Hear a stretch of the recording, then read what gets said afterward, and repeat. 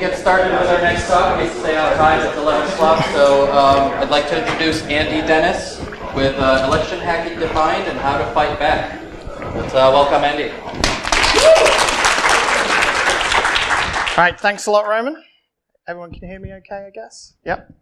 So yeah, I'm Andy Dennis, and I'm here today to talk to you about election hacking. You've probably seen it mentioned in the news recently, or at some point over the last 2 years.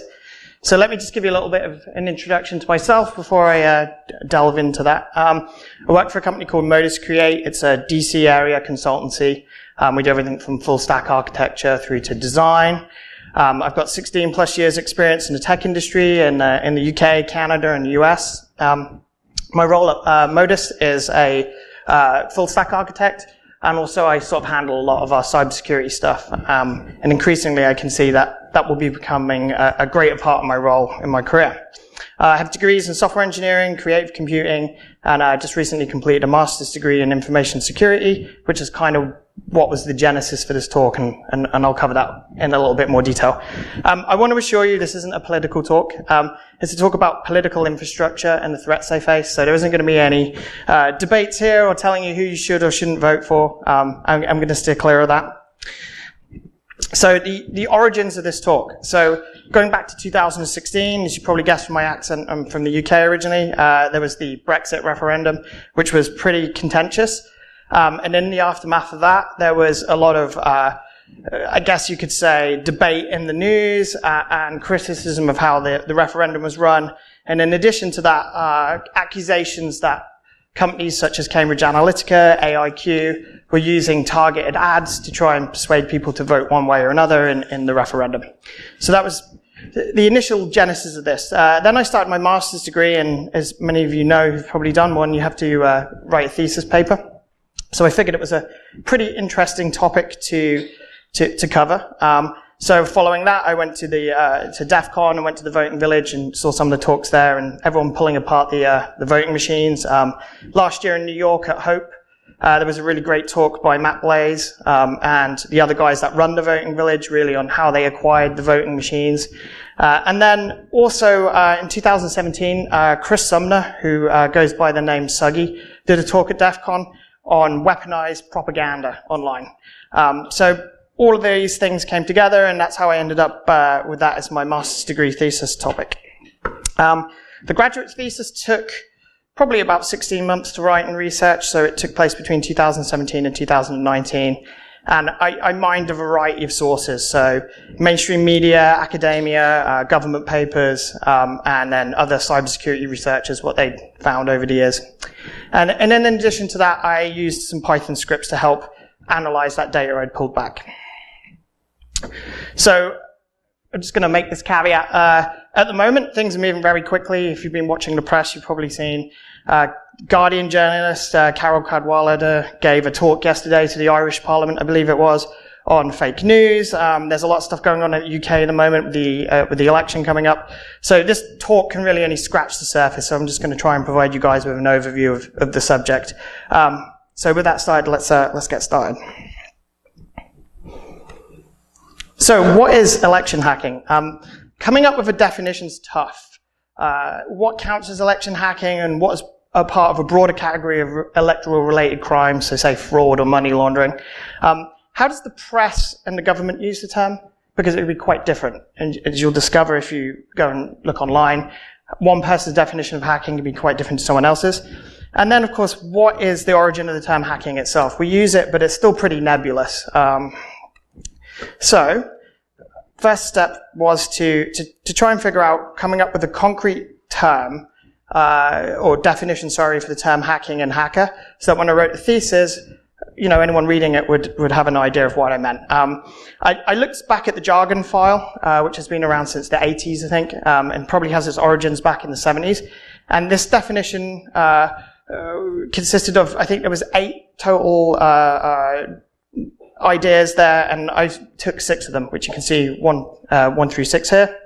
I think most of you probably agree with some of the concepts that are listed here. And number 6 especially, you know, a malicious meddler who tries to discover sensitive information by poking around. It's a pretty negative definition, and it's used a lot in the media. But there is, of course, an ounce of truth to that. So having an idea of roughly what we meant by the term hacker or hacking, the next step was to analyze, the zeitgeist around the term. What do people in the media mean when they use the term hacking? And then what do they mean when they combine it with the word election? So I drilled into the Google API.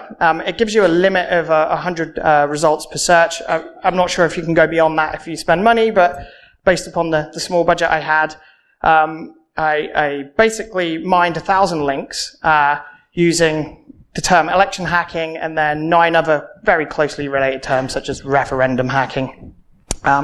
Once I'd gathered the data from 1,000 links, I removed the duplicates, which gave me 587 individual articles.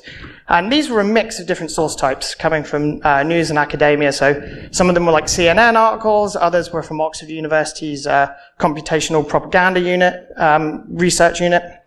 And then once I had this big set of data, I then sort of did another round of analysis. The first set of analysis was to take 18 pre-chosen keywords and to look at that data and say, how often do these appear? So those keywords included DDoS, theft, crash, virus. I chose them based upon, the literature I'd read, terms that I thought were likely to appear. Of course, that's quite biased. So the second analysis I did was to just look at the articles and say, what were the most common nouns that appeared in it? The scripts and data set are available on GitHub. If anyone wants them, come and give me a shout after and I'll point you towards them. So the data mining results were fairly extensive, so I've just picked a few here for you guys just to get an overview of what I found. But there was some, interesting trends from the 18 pre-chosen keyword analysis. So from the period where those 1,000 links came, which were reduced to 587, email and phishing was a term that was commonly found. I think that was probably likely due to the DNC hack, which happened back in 2016. Terms related to psychological manipulation featured heavily as well, which was probably likely due to the Cambridge Analytica scandal, which was all across The Guardian and other news organizations. Looking at the common nouns, that were returned, obviously voters voting was pretty common. Security-orientated terms such as cybersecurity appeared a lot. And then nouns associated with elections such as ballots and referendum. And of course, finally, as you probably would expect, attacks, hacker, and hackers. So this kind of told me, I was moving in the right direction. The term election hacking is likely to mean something to do with a referendum or a ballot or an election. And then common terms we would generally associate with, hacking itself, cybersecurity, and so on. Following this, I figured it would be good to look at what the professionals say with regards to the types of things that are considered cybercrime. So the UK Crown Prosecution Service Guidelines has two broad categories. One which is offences that can only be committed using a computer. So you'd probably think of DDoS being one of those. And then the second is cyber-enabled crimes. So these are traditional crimes such as fraud or money laundering, which then leverage IT infrastructure to be able to, commit the crime. So with that as my foundation, I came up with a set of heuristics. To see if we could take a group of acts and apply the heuristics to it to ask, is that election hacking or is it something broader? Is it fraud? Is it money laundering? And the 4 heuristics I came up with were, does the attack target an aspect of the election system? Is it digital or cyber in nature, such as a cyber-dependent crime? So that refers back to the previous slide with the CPS guidelines. Does it involve a component of information security or privacy being breached or broken? And then finally, it's not a financial crime. I decided to rule that out because, it's not solely a cyber-dependent crime. That often they're cyber-enabled and existed long before we had the internet as well. So based upon those heuristics, I came up with a model, which I've called the HexAD, if you're familiar with the term HexAD, the Greek for 6. And the model has 6 edges, one for accidental, one for psychometrics, one for physical infrastructure attacks, one for denial of service attacks, one for information-based attacks, and then finally exfiltration/data theft, which actually spells @died if you look at it. So, having come up with this model, it was like, okay, I need to define these attack vectors in more detail. So I merged the results of the data sets to come up with 15 attack examples, and then I applied the heuristics to them to filter out anything that I didn't think fell within this now defined term, election hacking. And the heuristics led to the following attack categories. Things like hitting vote tallying systems, and electoral infrastructure such as denial of service attacks against websites, stealing emails of political candidates through phishing attacks, flipping votes on voting machines. So if anyone went to the vote hacking village at DEF CON, you will have probably seen plenty of examples of what people were doing with the machines. Targeting individuals via online ads and propaganda, so fake news, using stolen data and then leveraging that, as Cambridge Analytica were alleged to have done through taking data from the Facebook API.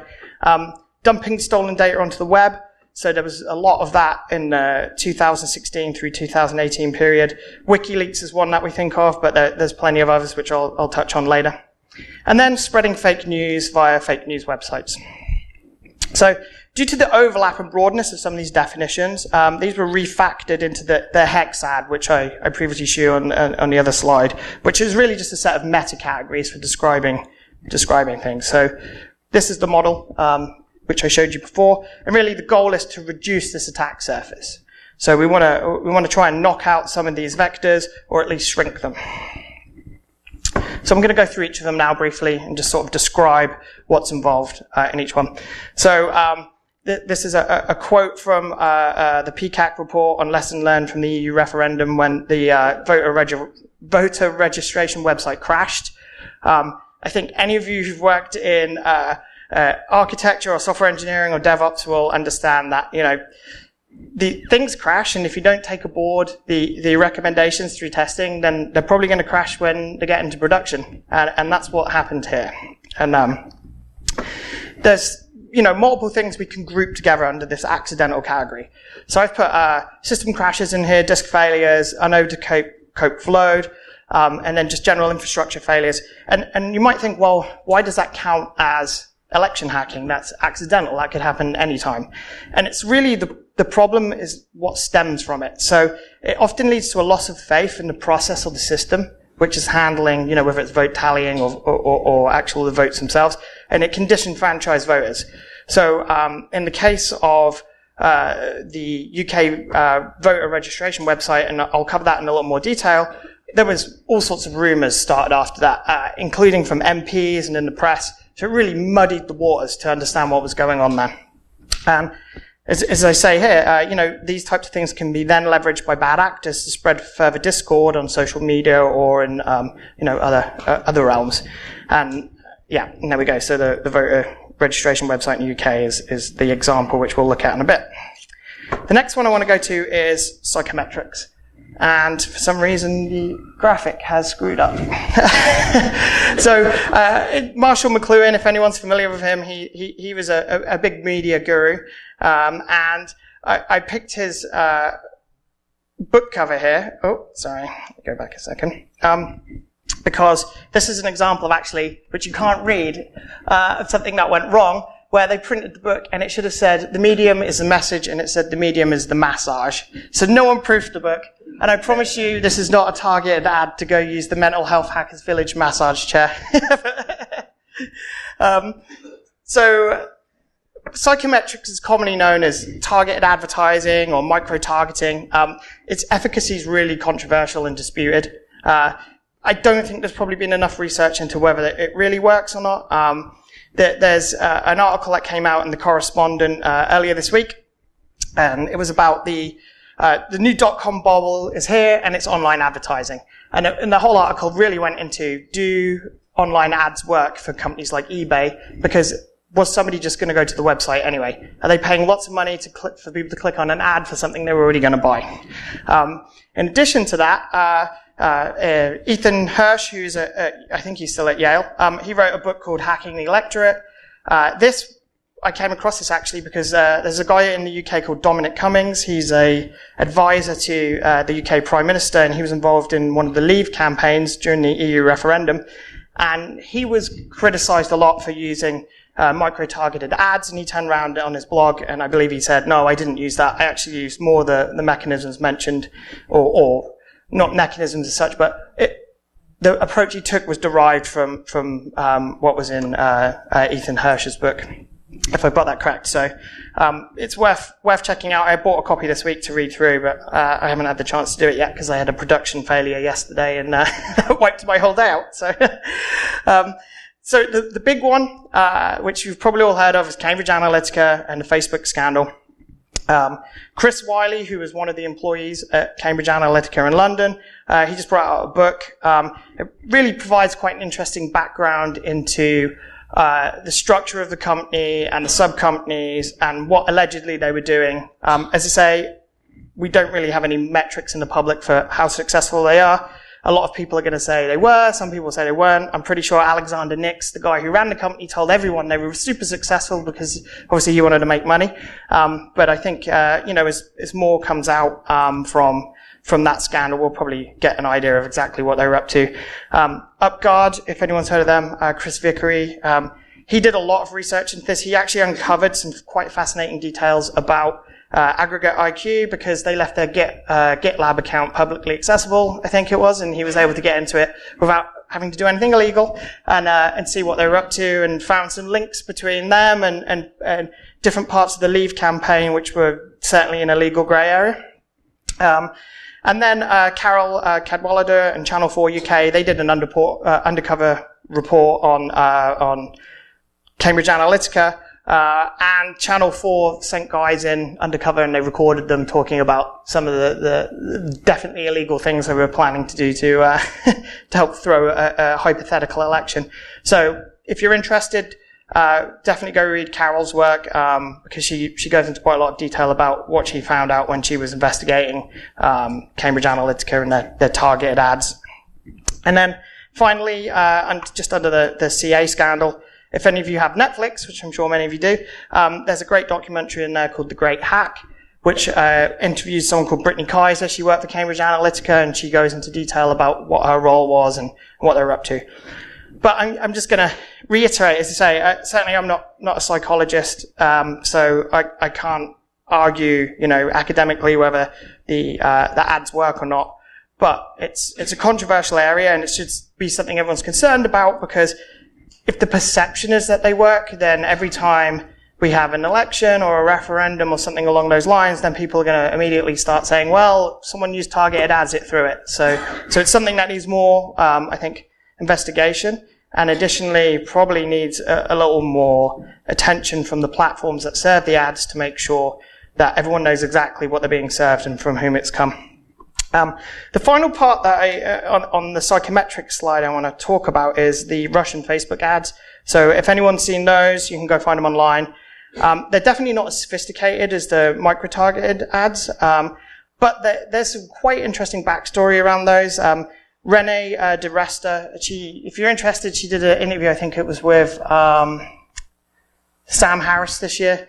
She talks about how the ads were basically memes, and over the course of a year, the group that was deploying these memes would change from using Simpsons memes to other cartoons, until eventually they would hit something that worked and got traction, and then they would keep pushing those graphics on Facebook into certain groups to try and sow discord between different groups of individuals.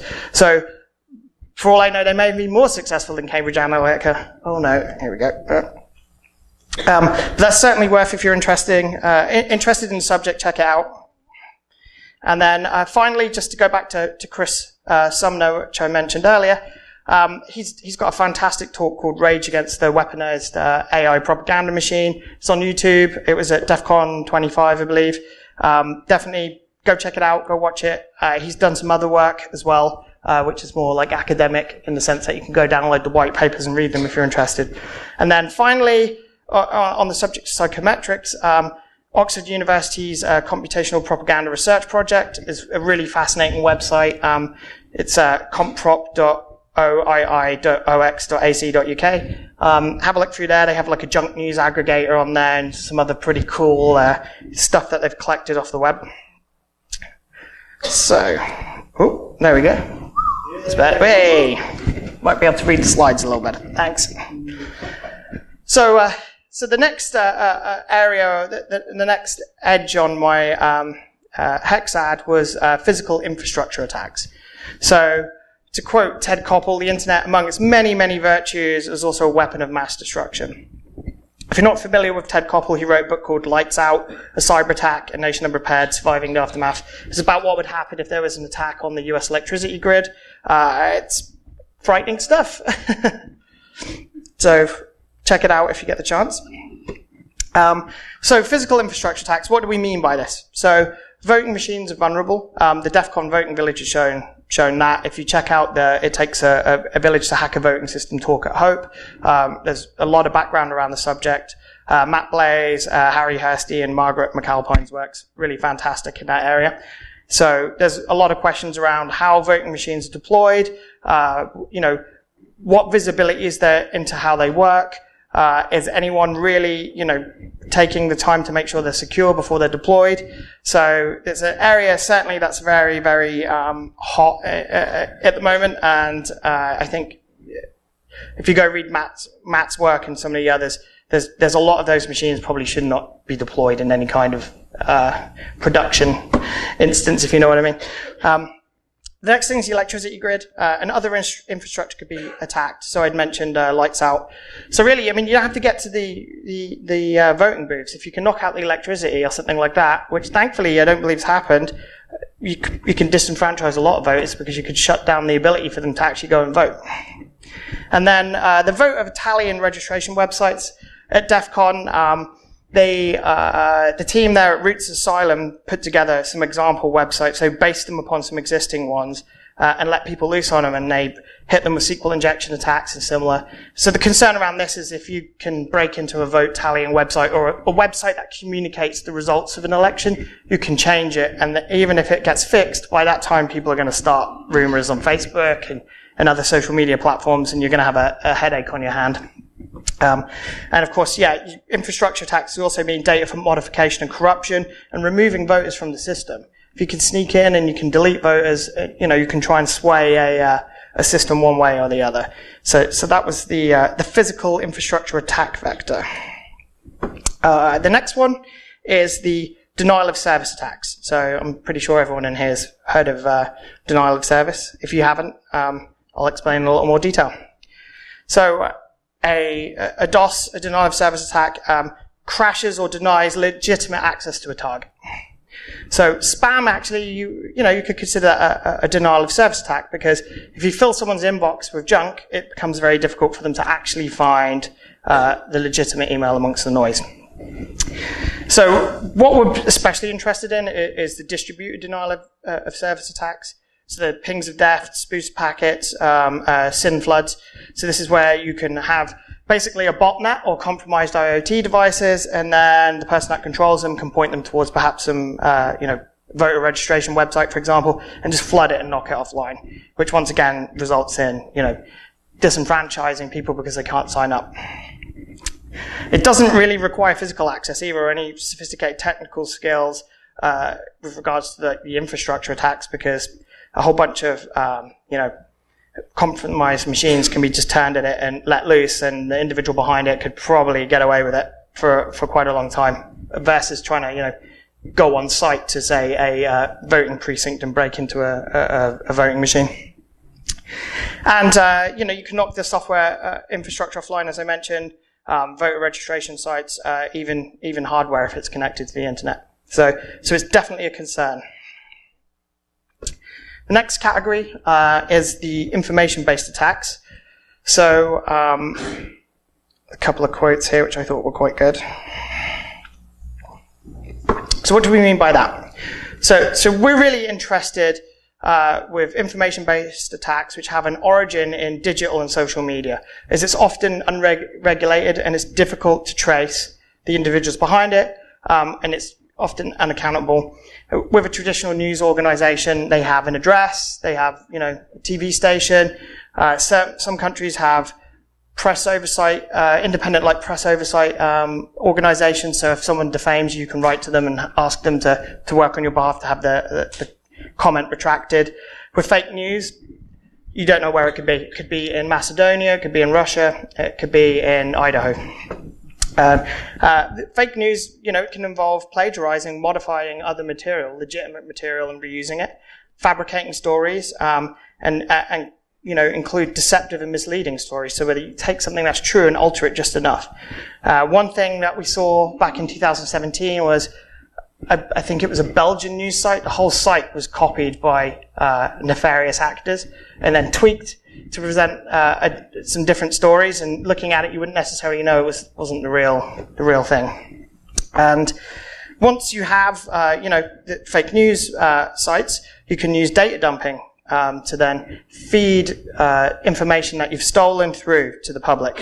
One example of data dumping was Macron leaks. So they hacked email addresses in the 2017 French election, and then that information was dumped out onto the web to try and persuade people to vote one way or another. And then, of course, it's picked up by the media and fake media and circled around. It becomes a big feedback loop. Bots and fake social media profiles can then be used to amplify messages and sow discord. So if you end up with a site that's posting fake stories on it, then you get bots online that will take it and regurgitate them. And I mentioned before the Oxford News Junk News Aggregator. Definitely go check it out. There's some really interesting material on there. And then coming to the next category is the exfiltration and data theft attacks. So how are these conducted? The first thing is a lot of them come from phishing attacks. So I think the DC leaks happened, the RNC leaks happened through phishing attacks.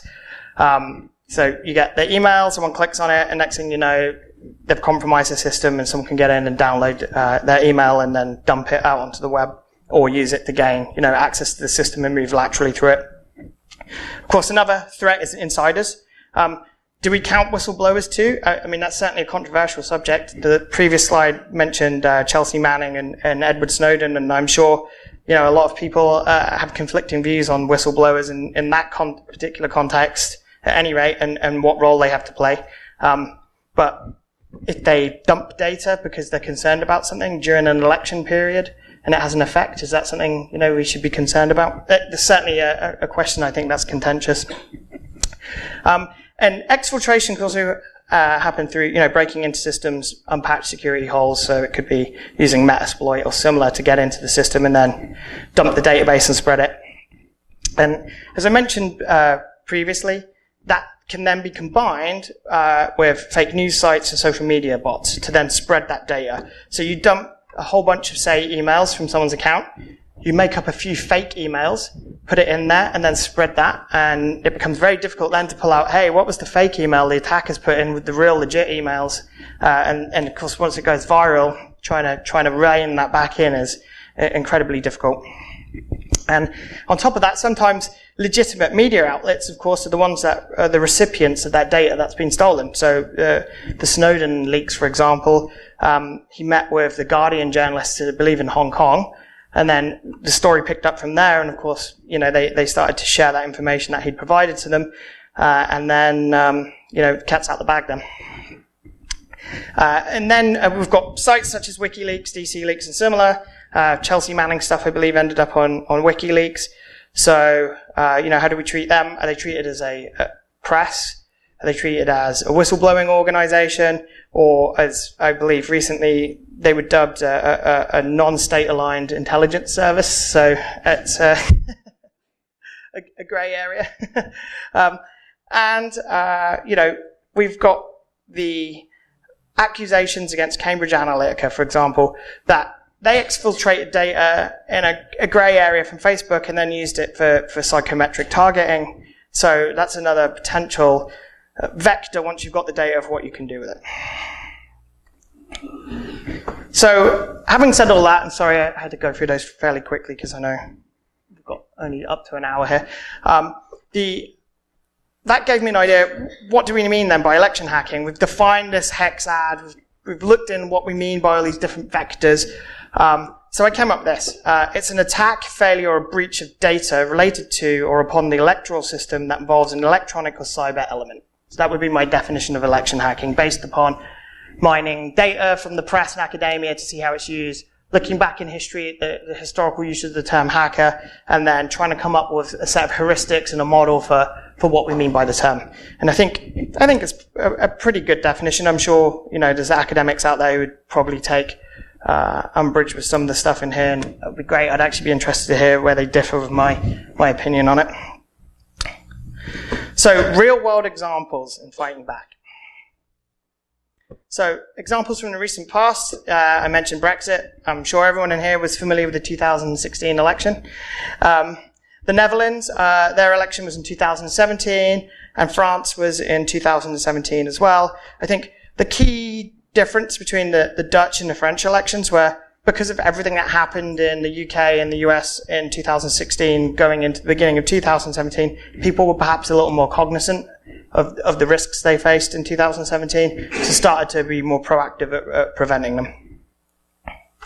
So the UK one.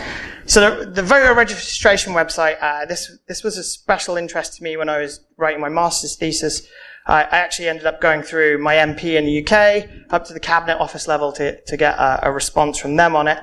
And effectively what happened was, on a night, I think it was a Sunday night before the registration closed, there was a flood of traffic which took down the voter registration website. And it was largely blamed on a television show that had happened, a debate right before I guess midnight. It was around midnight when it crashed. So the debate had happened shortly before that. The result of that was a lot of people went on and signed up, and the spike in traffic caused it to collapse. Digging into a report that Parliament put out on the aftermath of it, there was talk in there of Facebook rumors had told people, oh, you need to sign up multiple times, so had that contributed it to crashing. Certainly there was poor infrastructure planning. I mean, that's just going outside of the realm of cybersecurity. There was obviously not load testing done there. And then was there misinformation and fake news after the event, which then said when the website crashed, it was the result of bots. So digging through reams and reams of quite boring documentation and reports and what have you, my general impression is that the website was lacking in certain areas of testing. The television show contributed to an increase in traffic. People on Facebook, due to perhaps poorly put out information on how you register, had started signing up multiple times.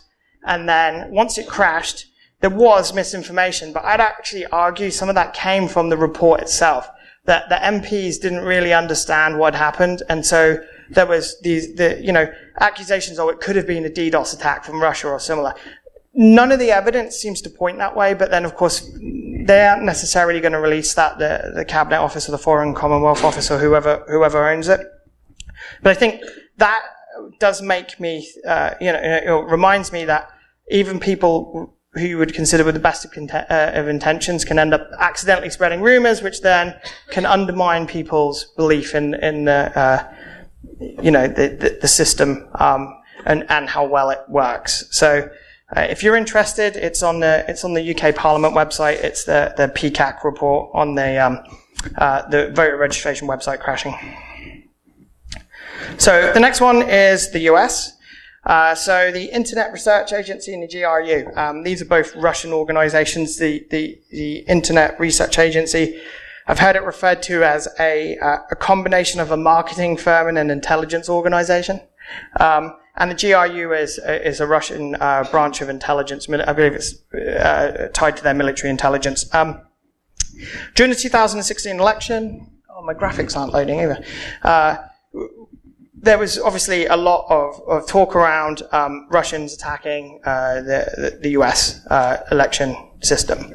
The result of looking at the indictments that came out from the Mueller report and all of the research that was done around the data theft to DNC, Guccifer, the fake protests organized on social media. I don't know if anyone in here is familiar with that, but René's work, who I mentioned earlier, it looks like there was those fake news organizations that were running on Facebook were creating rival groups and then trying to encourage them to protest in the same location at the same time, hoping it would all kick off.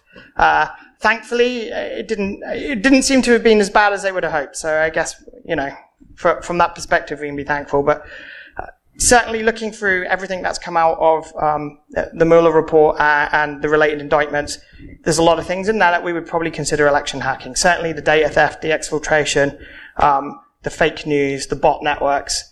So that's why I included this one in here. The Dutch elections, which happened the following year, they, as I said, they were a little more on the ball. They scrapped vote tallying technology due to security fears. And in addition to the election at the time, there was also a bit of a diplomatic spat happening between the Netherlands and Turkey, and I also believe Germany and Turkey at the time. So sites providing information to Dutch voters were targeted by DDoS attacks, allegedly from Turkey. So that was definitely an example from the Hexadder, the DDoS angle. And then the second one, which I thought was quite interesting, was WikiLeaks' amplification of previous leaks targeted at the far-right PVV party. So what happened was, in the past, WikiLeaks had got hold of information, I believe there were emails, on Geert Wilders, who's a Dutch politician, and had leaked it. And then when the Dutch elections came round, WikiLeaks started to promote that information again. So we could argue that that was another example, really, of election hacking. Even though the event had taken place previously, they were able to use that and amplify it during the Dutch elections. Next one is France. So Macron's En Marche party was attacked. The email infrastructure there was attacked. The French had actually dropped plans for French overseas voters to vote electronically in legislative elections due to concerns that had been raised over the previous years, on the risks that such systems face. There was a DDoS attack on Cedexis, which hosts major French media outlets like Le Monde and Le Figaro. So Cedexis hosts multiple media organizations, so they were kind of a single point of failure when they got hit. And there was a huge fake news and disinformation campaign launched against the 2017 election. Interestingly enough, the French have a window between when the campaigning ends and the election date itself, where there's kind of a news blackout. So anyone dumping fake news in that period might actually find it's more difficult to get leverage at last minute as compared to other countries. Now, I don't suppose you could probably do that in the US because there'd be First Amendment questions around that. But the French, I guess, have at least been able to neuter some of the effects of it due to that rule around how they run their elections. Quite interestingly, Husky and Bakimo did a 2017 report, and this is what they noted. There was republishing of news from Russian sites such as Russia Today and Sputnik. Those two are traditional media organizations in the sense that they have an address and a physical location, but some of the content on there has been accused of being biased. They drew on conspiratorial and anti-system tropes. They promoted a hard-right French identity during it. So that would be, if you think of Le Front National and Marine Le Pen, who's the French far-right candidate. They circulated anti-Muslim material, and they pushed hard left and anti-imperialist content. Certainly, if I remember correctly, in the 2017 election period in France, Mélenchon was running, who tends to be on the far left of French politics. So, this whole pushing people into the extremes was, I think, part of the plan that was conceived here. There was hoax news sites. So I mentioned earlier the Belgian news site was Le Soir. So they literally cloned it and then ran fake news off it until it got shut down. That's pretty clever. And then there was fake polls as well in order to undermine the credibility of opinion polling run out. So really, coming to the second part of the title of my talk is, how do the authorities fight back? So there's a number of defensive techniques. So remember, we want to reduce the attack surface. So my graphic on the right, which did load this time, we've got a large hexad here, and then we sort of reduce the surface, and if possible, we'd like to remove some of the edges during an election so that we can reduce the overall attack surface. The way we can do that is through honeypots and fake email accounts. The French did that, and I'll cover that in a second. We can make sure we just have good infrastructure hygiene, so patch our equipment and software. Load test it and pen test it. So after all, if someone had done proper load testing and taken that information on board during the UK referendum, there's a good chance that website wouldn't have crashed, which wouldn't have resulted in the fake news being spread and wouldn't have resulted in MPs then saying something probably in good faith, which then escalated the situation even more. We can use, standard techniques for hardening infrastructure, including the operating system, access control mechanisms. Another thing which is great is MFA. If people have got MFA on their accounts, so, they might not be technically minded individuals, they might just be people working for a political campaign, it does add that extra layer of difficulty in breaking in and stealing their emails, especially if that individual's been part of a previous data breach and had a particularly weak password and they've reused it across sites, which of course none of us ever do. Yeah, the MFA can at least help to mitigate that. On the infrastructure side, there's other tools as well. Web application firewalls, DDoS mitigation techniques, and then logging as well to help do an analysis after an attack. Encrypting your data at rest and in transit. So that's always a good practice. Training staff on, social engineering. So how not to end up in a situation where you give things away to someone you shouldn't because they're acting as somebody else. And then finally, this one's probably going to be a little more controversial, is regulating advertising or terms of service. Twitter just last week decided that they were going to ban political ads starting, I believe, at the end of this month.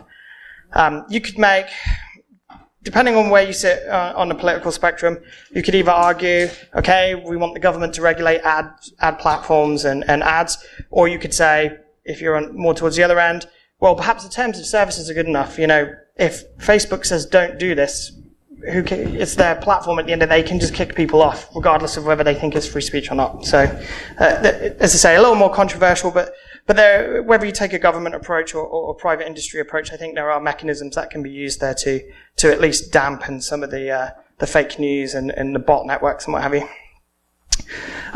So the French, just going back to the French election, they used can call cyber blending or cyber blurring strategy, which was really a case of training staff to be alert to phishing attempts, implementing like fake email accounts. So if they get hacked into, there's just junk in there, or responding to phishing emails with specially crafted accounts, so you can then start to track where are these emails coming from. So you could do things like basically counter insertion of malware. So you're turning the table on the attackers to try and figure out where they are. The implementation of honeypots filled with fake documents and using low-level encryption, I thought that was quite a clever idea. The hackers then waste time and cycles, and you've only got a fine amount of time before the actual election happens, trying to crack that encryption to find out that what they found in there was junk or just disinformation. So just one last point on that one as well, just the counter insertion of malware. I would imagine, and I don't know if there's any legal scholars here, there's probably some question around whether that is allowed. I don't know French law, so I can't tell you whether it's permitted under their legal system. But I would imagine that counter insertion of malware, okay, perhaps the people attacking you aren't going to go and turn around to the authorities and say, hey, I got hacked when I was trying to hack them. But if you pick the wrong target to counter a hack and it's someone who's legitimate, I could see that being a problem. So I'm just going to add that caveat there. So thoughts on the future. What can we learn from other success stories? Be proactive, not reactive. I think that's true for any area of cybersecurity when you're defending systems. Don't wait to be a victim. Know your enemy. So gather and use intelligence. There's plenty of open source intelligence out there. And then, of course, there's companies that specialize in it. Use diversion and illusion to your favor. So the use of honeypots. Something which I came across a while back was from the Snowden leaks, and it was published on The Intercept, was GCHQ, the British Signals Intelligence Organization, had talked about, using this idea of illusion and magic on the internet. So if you think of it like, basically, how do I deflect people's attacks, and how do I push them towards something that looks like it's legitimate, but it's just going to waste their time. Don't be afraid of pulling vulnerable equipment and reverting to manual means. If something's broken, don't just leave it in production. If you have to pull machines and revert to using pen and paper, it may be a pain, but it probably is the better solution in the long run. And as I mentioned, turn the tables on the attackers. There's some interesting legal and ethical questions around that. And then learn from your failures and remediate. So I think regardless of which country you look at over the past 3 years, there's a lot of lessons that can be taken away by any country that's running in elections, and use those to be proactive. So what other strategies might work? This is kind of a shameless shout out for myself. Using the hex ad can be a good mechanism for looking at risk and assigning it to a category. Once categorized, an agency or individuals can then be assigned to address the problem. By breaking the risk down into smaller problem areas, we can attempt to address them whilst also providing overall coordination on the effort. Problems falling outside of the hex ad can then be assigned to agencies and bodies responsible for tackling them. For example, money laundering, fraud, and so on. And that allows us not to muddy the waters, for those responsible for defending infrastructure or tracking botnets or whatever. So it's really about, understanding the domain and then coming up with mechanisms to take other problems and hand them off to people who are better suited to investigate them whilst you concentrate on your specialty. So in conclusion, my final thoughts. Democratic systems are increasingly at risk, and failure to act undermines the public's trust. So even if a hack is unsuccessful, if the press reports on it, it's going to immediately start to raise questions in people's minds. Free speech will be leveraged against democracies. So as we've seen with fake news on social media or fake Facebook groups, individuals are going to use that and they're going to push it. So really what we can do is just to be better educated in critical thinking. When we look at something, ask, is this really a true source, or is it some dude's blog in, some 400-pound dude sitting on his bed in the basement somewhere.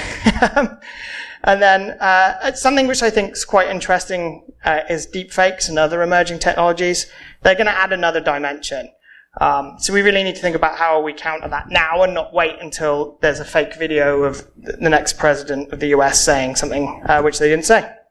And then, we have to think about it. Political infrastructure faces advanced persistent threats.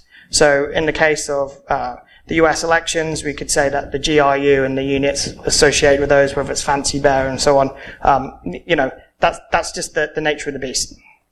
And on the final point, if you're still waiting for the capture the flag clue hidden in my talk, you've missed it. So if you sat all the way through to this slide, you've already missed it.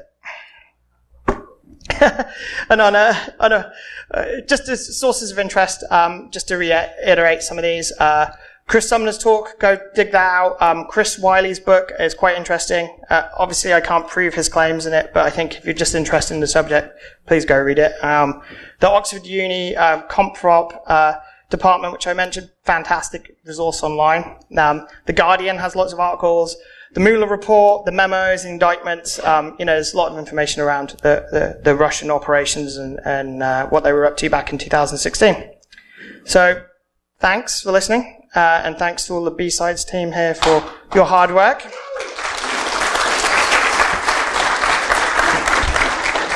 And I realise we're running really tight on time. So we have 2 minutes for questions, or if you want, you can grab me right after at lunch and I'll be more than happy to chat with you.